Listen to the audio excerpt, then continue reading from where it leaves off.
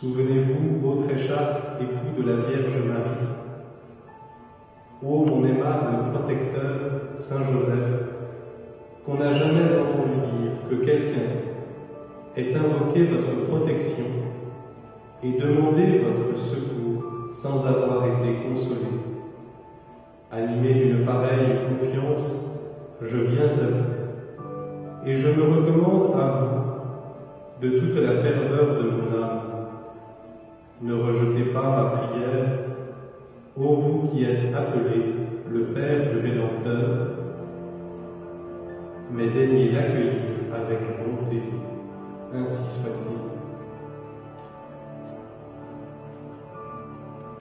Bonjour, mon nom est Robin Dancause. Je suis intervenant pastoral dans les paroisses catholiques de la région de Châteauguay. Alors hier, nous avons lu 3 extraits de la lettre pastorale Patrice Corday du pape François. Nous avons lu l'introduction et nous avons lu aussi le premier thème qui est le Père aimé. Le pape François, dans l'introduction qui a été lue par le Père Clément, il cite la parole de Dieu qui a été dite à Joseph. Il a été dit « Lève-toi, prends Jésus et Marie ». Je pense que ça, c'est vraiment ce qui est le plus important pour nous maintenant. Si on accueille Joseph dans notre vie, qu'on lui demande de se lever pour nous, il faut aussi accueillir ce mystère que lui-même a vécu, c'est que Dieu lui a dit « Lève-toi ». C'est le Seigneur lui-même qui, à travers Joseph, te dit « Toi aussi, lève-toi. Lève-toi de tes doutes. Lève-toi de tes insécurités, de tes anxiétés, de tes angoisses. Lève-toi de ta paresse. Lève-toi de tes peurs. Lève-toi de ta colère, de ton non-pardon, de toute forme d'émotion toxique, de rancune, de jalousie. Lève-toi, ne reste plus dans cet endroit que tu n'es pas bien. Et oui, il faut demander l'aide des saints et l'aide de Dieu. Mais la première chose, il faut se lever. Hein? Lève-toi et prends Jésus et Marie. Lève-toi de ton anxiété et prends Jésus et Marie. Donne-leur le droit d'entrer dans ta vie puis dans tes problèmes. Au lieu de juste lui demander de les régler, invite-les à venir dans tes problèmes. Joseph n'a jamais accepté de vivre et d'entretenir des émotions toxiques dans sa vie. C'est très, très important. Alors, lève-toi de là où tu es pas bien. Fais pas juste demander qu'on vienne t'aider, mais lève-toi. Joseph, lui, a découvert une plus grande motivation encore, c'est faire la volonté de Dieu. C'est un homme juste. Un homme juste, un homme accordé à la volonté de Dieu. Chacun de nous, on est comme un instrument de musique. Et quand on n'est pas accordé à la volonté de Dieu, la musique qui sort de nous, ça sonne faux. Hein? Alors quand on accepte de se laisser ajuster à la volonté de Dieu, donc de changer nos comportements, de changer notre manière de penser, hein? Et tout ça, ça ne peut pas se faire si on n'accepte pas d'entrer dans un chemin de pardon. Dans un chemin où on arrête de faire des reproches aux autres, puis on assume nos responsabilités. Puis la première responsabilité qu'on a, c'est de se lever, de ne pas rester assis dans ce qui nous paralyse. Alors aujourd'hui, pour cette neuvaine, lève-toi, prends Jésus et Marie et vis tout ce que tu vis, vis-le avec Jésus et Marie. Demande-leur ce qu'ils en pensent. Demande-leur comment eux, ils le vivraient. Puis vis tout ton quotidien avec Jésus et Marie, ce qu'a fait Joseph, et tu vas voir, ta vie va se transformer. Le Père François disait qu'il nous propose cette année Saint-Joseph pour qu'on grandisse dans l'amour de ce saint-là, afin d'imiter ses vertus et son élan. Ce que je trouve intéressant, c'est entrer dans un élan nouveau. Saint Joseph, il n'est pas juste quelqu'un de vertueux, il est d'abord quelqu'un qui a un grand élan, un élan d'amour vers Dieu. Il vivait d'abord le premier commandement de Dieu, qui est « Tu aimeras le Seigneur ton Dieu de tout ton cœur, de toute ton âme, de toute ta force, de tout ton esprit. » Il vivait ça. C'est pour ça qu'il était un juste aussi. C'est pour ça qu'il était prêt à faire tous les ajustements dans sa vie pour faire la volonté de Dieu, parce que ce grand amour de Dieu-là lui rendait toute chose et tout changement, puis tout travail sur soi, quand même relativement facile, et si pas facile, quand même secondaire par rapport à cet amour de Dieu qui est plus important. Et souvent, on n'est pas capable de changer dans notre vie, on n'est pas capable même d'entrer, développer des vertus, de lutter contre nos défauts, puis nos vices, etc., parce qu'on manque d'élan. Puis l'élan, ça, c'est beaucoup relié à l'espérance.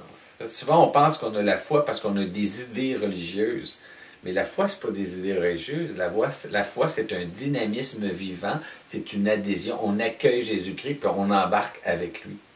Et la vraie foi, elle implique toujours un dynamisme d'espérance forte, ainsi qu'un dynamisme de charité, évidemment.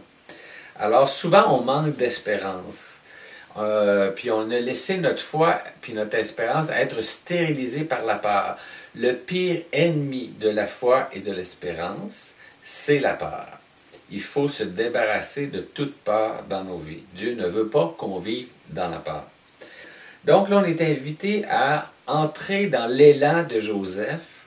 Joseph qui ne vit pas dans la peur. Joseph qui se lève et qui ne vit pas dans les paroles, Joseph.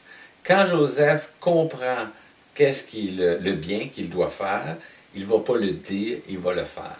Levons-nous et entrons dans cet élan d'une volonté très déterminée de faire le bien constamment dans notre vie. Pas le dire, mais le faire. Et c'est un élan d'amour dont le moteur principal, c'est vraiment cet amour de Dieu. Donc, retombons en amour avec Dieu durant cette neuvaine. Joseph caché sur terre, au rang des indigents, dans le travail austère, rendez-nous diligents. Priez, priez, priez pour vos enfants.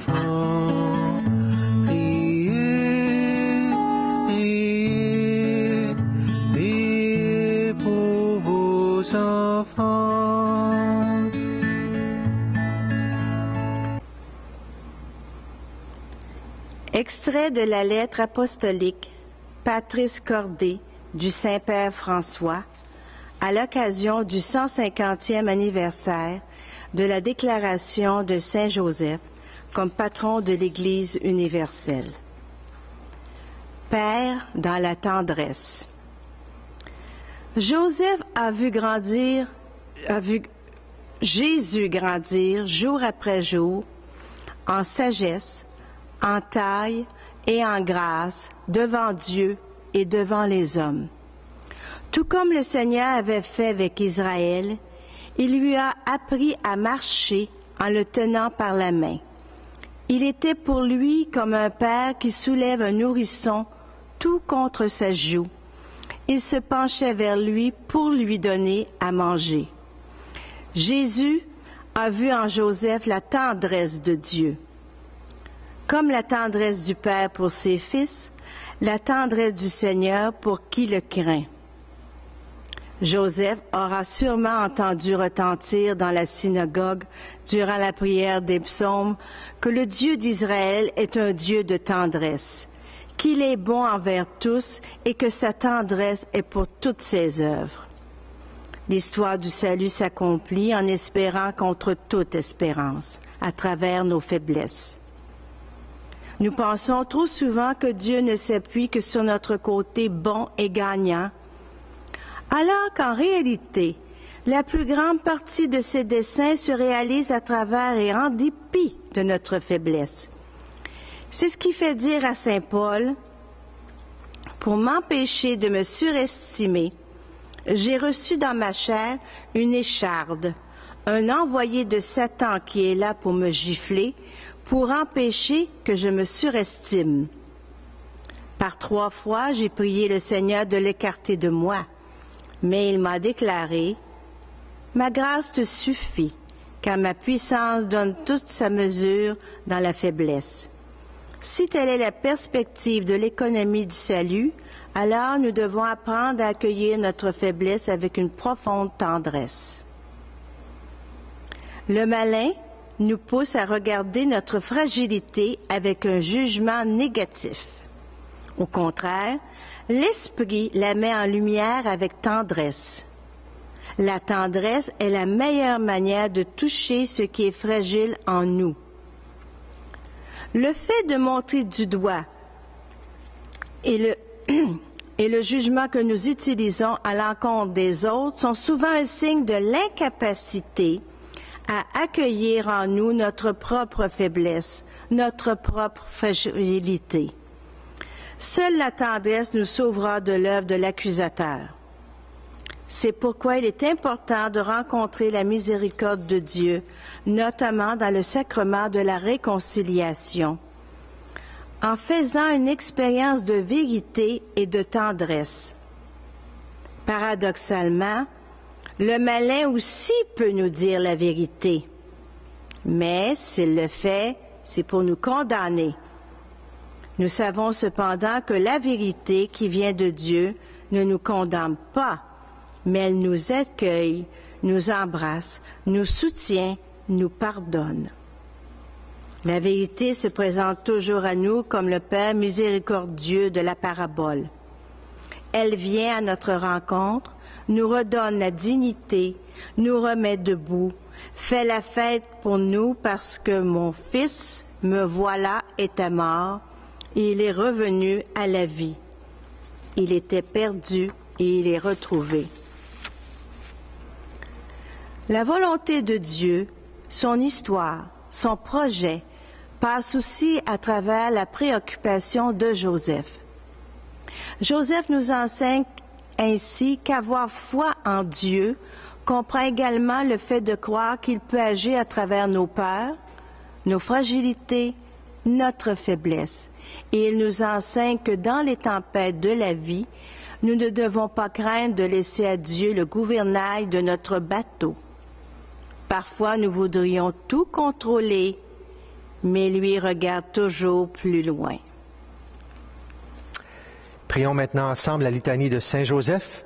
Après chacune des invocations, je vous inviterai à prier, à répondre avec nous.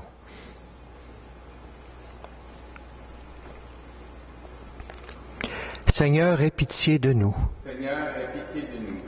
Jésus-Christ, aie pitié de nous. Jésus-Christ, aie pitié de nous.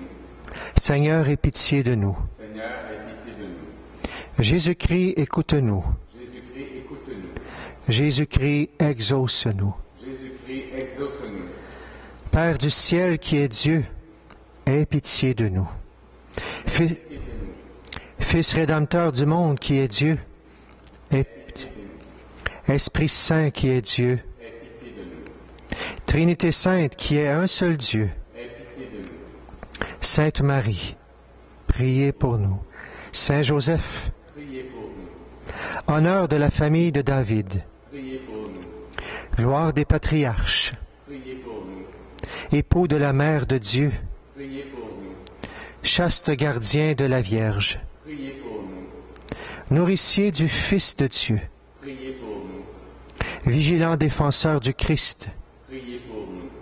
chef de la Sainte Famille, Priez pour nous. Joseph très juste, Priez pour nous. Joseph très chaste, Priez pour nous.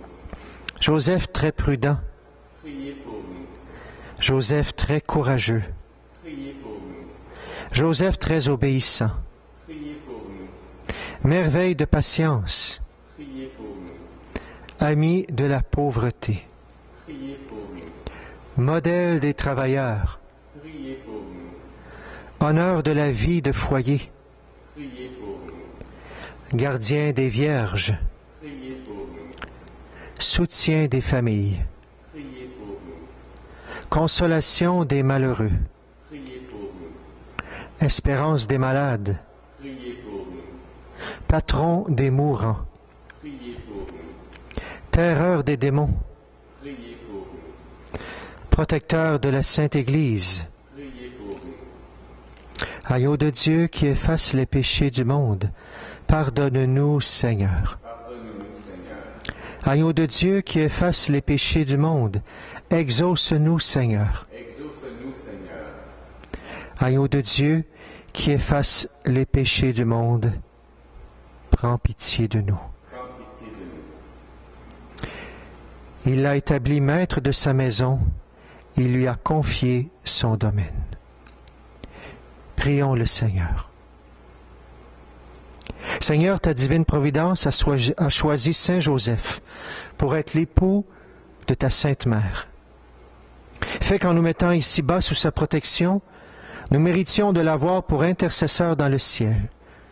Toi qui vis et règnes avec le Père et le Saint-Esprit, Dieu pour les siècles des siècles.